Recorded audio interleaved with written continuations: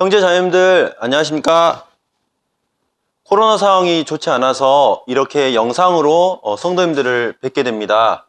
당분간 직접 얼굴을 뵙지 못하지만 주님 안에서 건강하고 평안하시기를 기도합니다.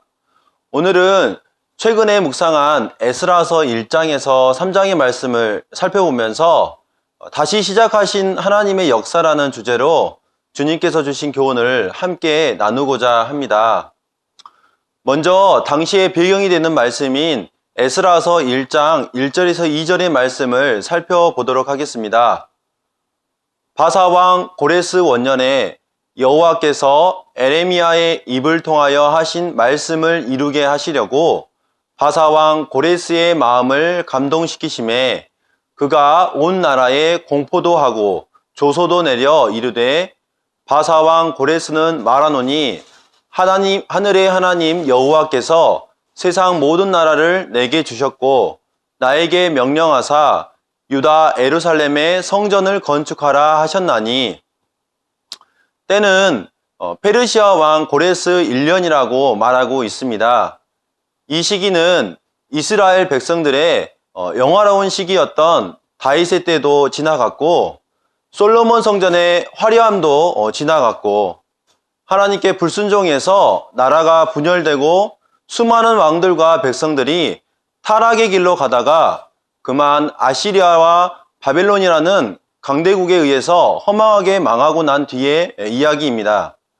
유다 백성들은 하나님께 불순종하여 뿔뿔이 흩어져 버렸고 더 이상 나라의 흔적조차 찾아보기 힘든 70년의 포로 생활을 하고 있었던 때였습니다.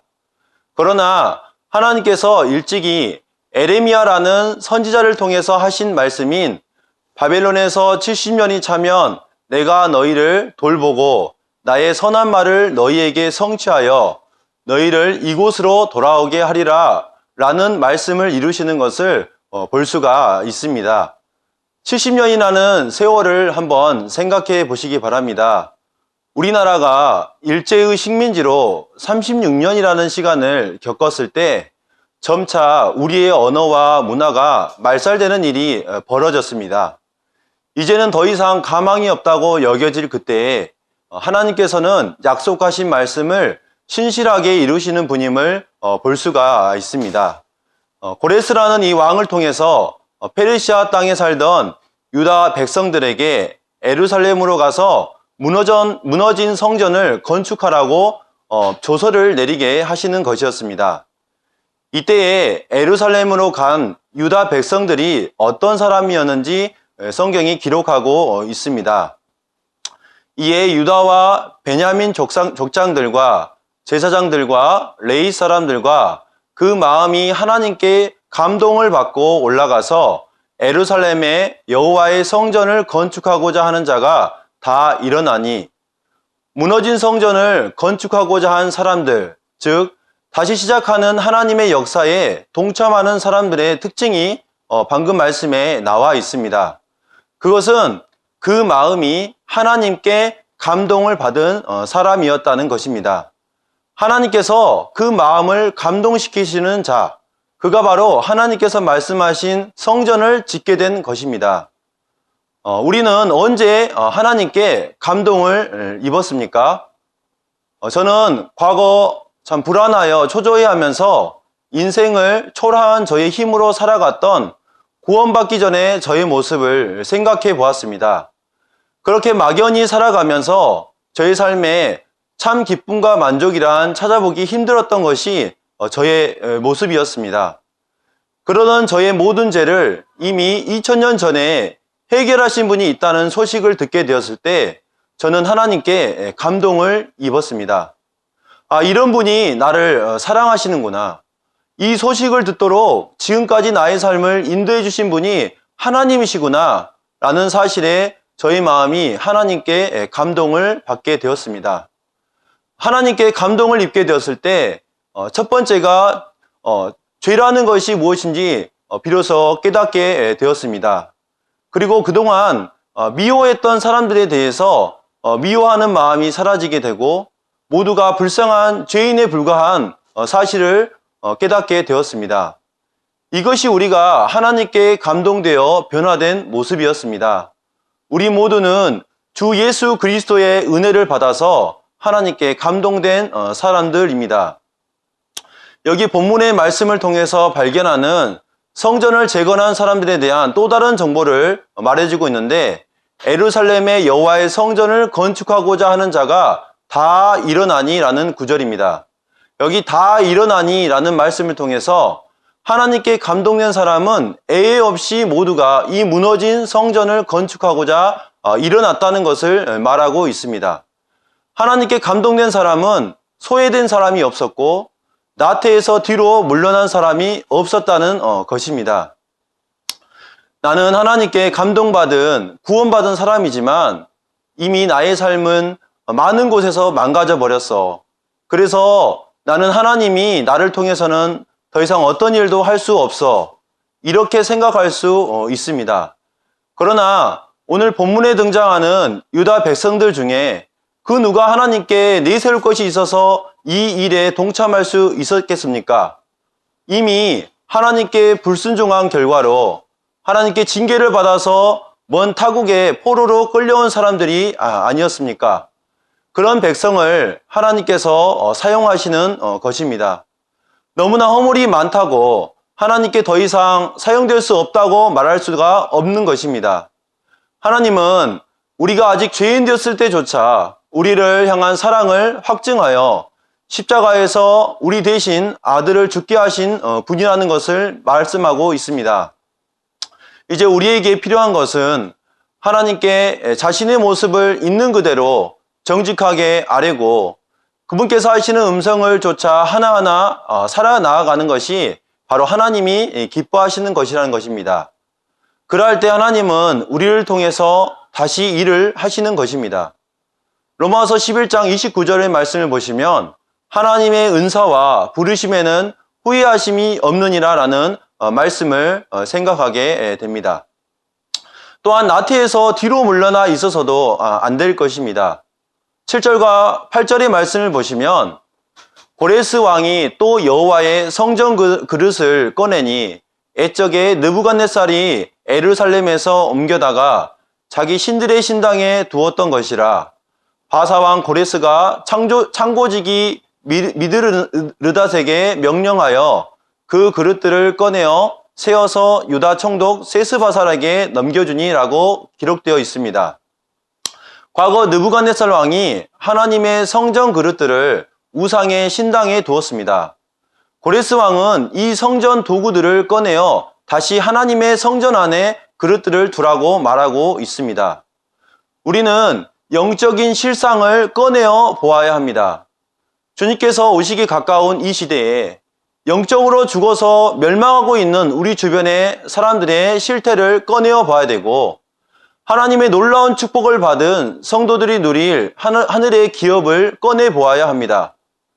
그렇게 했을 때 어떻게 나태하여 뒤로 물러나 있을 수 있단 말입니까? 당시 하나님의 성전 기구들이 이방 우상의 도구로 사용되는 것을 본 고레스는 말합니다. 그것을 그대로 방치할 수는 없다. 하나님께 마땅히 드려 사용되어야 할 것들이 엉뚱한 곳에 사용되고 있는데 가만히 두 손을 뒤로 하고 아무 일 없는 듯이 자기 생활에 만족할 수는 없는 것입니다. 로마서 6장 13절에서 너희 지체를 불의의 무기로 죄에게 내주지 말고 오직 너희 자신을 죽은 자 가운데서 다시 살아난 자 같이 하나님께 드리며 너희 지체를 의의 무기로 하나님께 드리라라고 성도들 모두에게 권면하고 있는 말씀을 볼 수가 있습니다. 다시 시작한 하나님의 역사에 동참한 사람들을 기억하시는 하나님을 또한 볼 수가 있습니다. 이 무너진 성전을 재건하는 일을 위해서 예루살렘으로 떠나 유다 땅으로 돌아온 자들의 명단이 이제 에스라 2장에 기록이 되어 있습니다. 대략 그 내용을 살펴보게 되면 이들의 수가 42,360명이고 남종과 여종이 7,337명이고 노래하는 남녀가 200명이었습니다.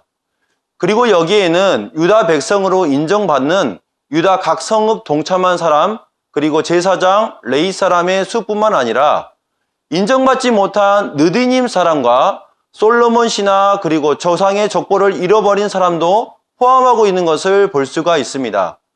이 족보를 찾지 못한 사람들에게 하신 말씀을 통해서 교훈을 받게 됩니다. 에스라 2장 62절에서 이 사람들은 계보 중에서 자기 이름을 찾아도 얻지 못하므로 그들을 부정하게 여겨 제사장의 직분을 행하지 못하게 하고 방백이 그들에게 명령하여 우림과 둠밈을 가진 제사장이 일어나기 전에는 지성물을 먹지 말라 하였느니라. 아무리 시급한 이 성전 건축의 일이지만 하나님의 승인을 받기 전까지 그 사람은 이 하나님의 성전 건축의 특권을 함께 누릴 수 없다는 것입니다. 아무리 하나님의 교회에서 하나님의 뜻을 따라 섬기고 싶어도 거듭나지 않은 하나님의 성령을 소유하지 못한 사람은 영적인 것을 깨닫지 못하기 때문에 하나님의 뜻을 따라 섬길 수 없다는 것입니다. 그러나 하나님께서는 당시 따라온 이 승인받지 못한 사람들의 수와 그 이름들을 여기에 기록하도록 하신 것을 볼 수가 있습니다. 제사장의 일을 할 수도 없고 다만 성전을 건축하고자 하는 그 마음이 감동되어 따라온 사람들조차 일일이 기록하신 하나님께서 오늘날 그분을 위해 수고한 성도들을 얼마나 일일이 기억하시고 칭찬하시겠는가 하는 말씀을 생각해 봅니다. 사도 바울은 성도들에게 그가 어둠에 감추인 것들을 드러내고 마음의 뜻을 나타내시리니 그때에 각 사람에게 하나님으로부터 칭찬이 있으리라고 말하고 있습니다. 이제 본격적으로 성전이 어떤 과정을 통해서 재건되었는지 살펴보기를 원합니다.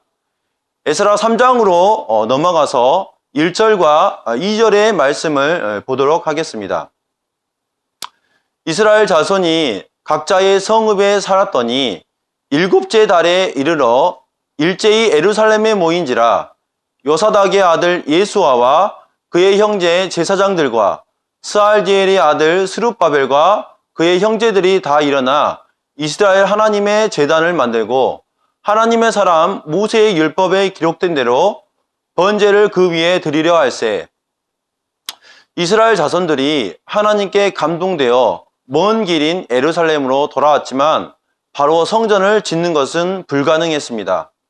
본문에서 고레스의 조서가 내려진 뒤 7개월의 공백기간이 있었다는 것을 볼 수가 있습니다. 이 7개월의 공백기간은 예루살렘 성으로 돌아오는 여정도 포함되어 있고 그들의 거처를 마련하는 기간도 있으며 당시에 예루살렘 주변에 있는 이방 민족들의 시선이 두려움으로 느껴져 주저되는 이 시기이기도 하였습니다. 왜냐하면 하나님에 의해 고레스의 명령으로 시작되긴 했지만 그들의 고토 귀환을 달갑게만 생각하지 않은 사람들이 있었던 것입니다. 하나님께서는 그렇게 두려움과 머뭇거림과 또 적응의 과정을 경험하는 사람들을 통해서 성전 재건의 일을 시작하신 것입니다. 그렇다면 어떻게 우리는 하나님의 뜻에 동참할 수 있을까요? 그것은 순종의 결단이라는 것입니다. 이 7개월의 기간이 지나자 당시 이스라엘 백성을 지도하던 여호수아와 스룹바벨은 더 이상 지체할 수 없다고 하여 우선 제단부터 만들어서 하나님께 제사를 드리자고 결단을 하게 됩니다. 우리의 사역도 화려하고 모든 것이 갖추어진 가운데 시작하는 것이 아닙니다. 그것은 하나님의 뜻을 찾아가며 하나하나 순종의 결단으로 이루어지는 것이라고 이 에스라서는 말하고 있는 것입니다. 다시 말해서 미비할지라도 우리가 예배 시간에 하나님께 감사드리는 것도 믿지 않는 사람들에게 복음을 전하는 것도 모임의 성도들을 사랑으로 섬기는 것도 바로 이 순종의 결단에서 시작이 되는 것입니다. 결단으로 시작된 성전 건축, 드디어 성전의 기초가 세워집니다. 8절의 말씀을 보도록 하겠습니다. 예루살렘에 있는 하나님의 성전에 이른 지 2년 둘째 달에 스알디엘의 아들 스룹바벨과 요사닥의 아들 에스아와 다른 형제 제사장들과 레위 사람들과 무릇 사로잡혔다가 예루살렘에 돌아온 자들이 공사를 시작하고 20세 이상의 레위 사람들을 세워 여호와의 성전 공사를 감독하게 하매 8절에서 13절의 말씀을 보시면 공사를 위한 자재와 석수, 목수 등의 일꾼들이 준비되었고 이제 유다 땅에 온 지 1년이 되었을 때에 성전의 기초가 세워진 것을 볼 수가 있습니다. 이 성전의 기초가 세워진 뒤에 이스라엘 백성들 사이에는 두 가지의 상반된 감정이 있었습니다. 그것은 대성통곡과 기쁨이라는 것이었습니다. 바벨론 왕국에 의해 솔로몬의 성전이 건축된 것은 기원전 586년이었고 현재 스룹바벨을 비롯한 귀환한 유다 백성들이 성전의 기초를 세운 것은 기원전 536년이었습니다. 그래서 50년 전 파기되었던 솔로몬 성전을 본 나이든 사람과 그 후에 태어난 솔로몬 성전을 보지 못한 젊은 사람들의 반응이 달랐던 것입니다.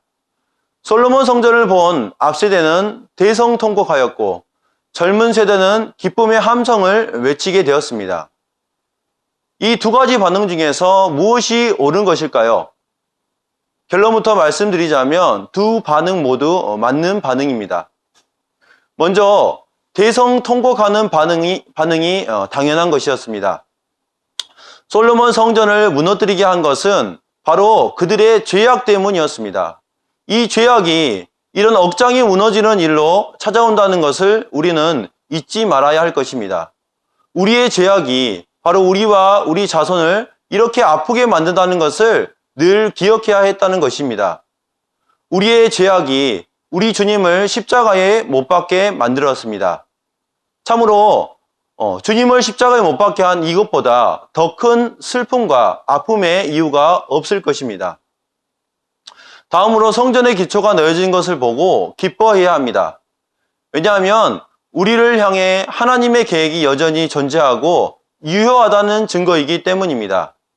에레미야는 소망이 없게 보이는 이 유다 왕국을 바라보며 에레미야 3장 22, 23절에서 이렇게 말씀하고 있습니다. 여호와의 인자와 긍휼이 무궁하심으로 우리가 진멸되지 아니함이니이다. 이것들이 아침마다 새로우니 주의 성실하심이 크시도소이다. 오늘 주의 만찬 예배를 성도님들이 드리셨습니다. 우리를 대신하여 죽게 되신 주님만을 보며 송구한 마음에 우는 것만이 아니라 다시 오실 주님을 대망하며 기뻐해야 하는 것입니다. 세상에 소망 없음을 우리는 현재 보고 있습니다.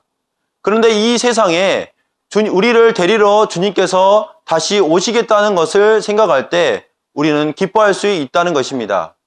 그리고 우리 각 성도에게 두신 하나님의 계획이 있다는 것을 생각하시기 바랍니다. 주님께서는 이 계획을 그리스도 예수의 날까지 이루시겠다고 말씀하셨습니다. 끝으로 예스더 3장 13절의 말씀을 보도록 하겠습니다. 백성이 크게 외치는 소리가 멀리 들리므로 즐거이 부르는 소리와 통곡하는 소리를 백성들이 분간하지 못하였더라. 다시 시작하신 하나님의 역사에 앞세대와 뒷세대의 소리가 함께 섞여 있는 것을 보게 됩니다. 이처럼 교회 안에는 앞세대와 다음 세대가 함께 교제함이 필요합니다. 앞세대가 경험한 하나님이 전해져서 다음 세대로 이어져야 하는 것입니다. 다음 세대의 사람은 역사의 반복을 알고 앞세대의 이야기를 귀 기울여야 할 것입니다. 젊은 세대는 새로운 것을 도전받기는 쉽지만 안정적인 신앙의 면에서 기복이 있을 수 있다는 것입니다. 반면 앞세대는 과거의 하나님에 매여 있을 수 있습니다. 주님께서는 이런 앞세대와 뒷세대의 교제가 공존해야 함을 말씀하고 있다는 것입니다. 우리가 하나님의 역사에 동참하게 될 때 나와 다른 시각을 가진 성도들이 있습니다. 이럴 때 갈등의 골을 깊게 할 것이 아니라 각자의 책임을 다하면서 서로를 용납하며 하나 되는 것이 바로 하나님의 뜻인 것입니다. 말씀을 드리도록 하겠습니다. 에스라서 1장에서부터 3장에 나타난 성전 재건의 과정을 통해서 다시 시작하신 하나님의 역사라는 주제로 성도님들과 말씀을 나누었습니다. 하나님께서는 과거의 이스라엘 백성뿐만 아니라 오늘을 살고 있는 우리와도 다시 하나님의 역사를 함께 이루기를 바라십니다. 다름이 아닌 하나님께 감동을 받은 성도들과 함께 한다는 것입니다. 한 주 동안도 하나님의 은혜를 찬양하며 계속해서 우리의 각자의 삶과 교회를 통해서 하나님의 크신 역사를 이루어 가시기를 기도합니다. 예, 감사합니다.